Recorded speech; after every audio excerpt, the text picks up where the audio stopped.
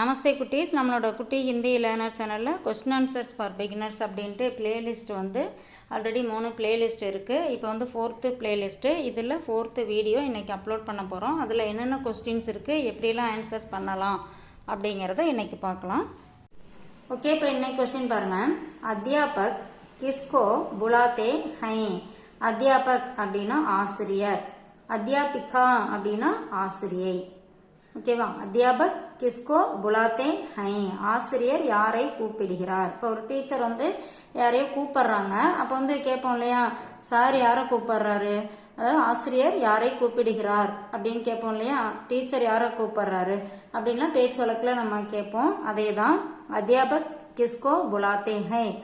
அத்தியாபக் அப்னே சாத்திரம், சாத்திரம் அப்படின்னா மாணவர்கள். அத்தியாபக் அப்னே சாத்திரம் தன்னுடைய மாணவர்களை, சாத்திரம் கோ, அப்னே சாத்திரம் கோ தன்னுடைய மாணவர்களை, புலாத்தே ஹை கூப்பிடுகிறார். அத்தியாபக் அப்னே சாத்திரம் கோ புலாத்தே ஹை அப்படின்னா ஆசிரியர் தன்னுடைய மாணவர்களை கூப்பிடுகிறார். இப்போ ஆசிரியர் அவரு பியூனை கூப்பிடுறாரு, டீச்சர் பியூனை கூப்பிடுறாரு அப்படின்னு சொல்லணும்னு வச்சுங்களேன். அத்தியாபக் சப்ராசி கோ புலாத்தே ஹை. சப்ராசி அப்படின்னா பியூன். ஆசிரியர் பியூனை கூப்பிடுகிறார் அப்படின்னு சொல்லலாம். இப்போ பிதாஜி கிஸ்கோ புலாத்தே ஹை.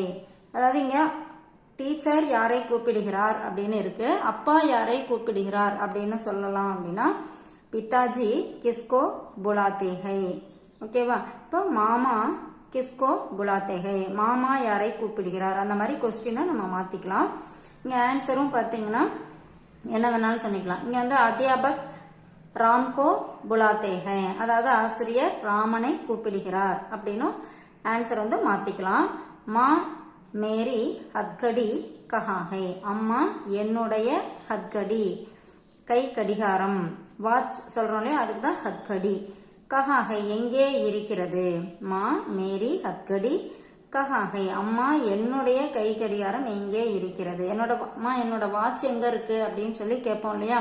இப்போ ஸ்கூல் கிளம்பிட்டு இருப்போம், வாட்ச் எங்கேயாவது வச்சுட்டு தேடிட்டு இருப்போம். அப்போ மா என்னோட வாட்ச் எங்க இருக்கு அப்படின்னு கேட்போம் இல்லையா. ஸோ அதான் மா மேரி ஹத்கடி கஹா ஹை, அம்மா என்னுடைய கை கடிகாரம் அதாவது வாட்ச் எங்கே இருக்கிறது.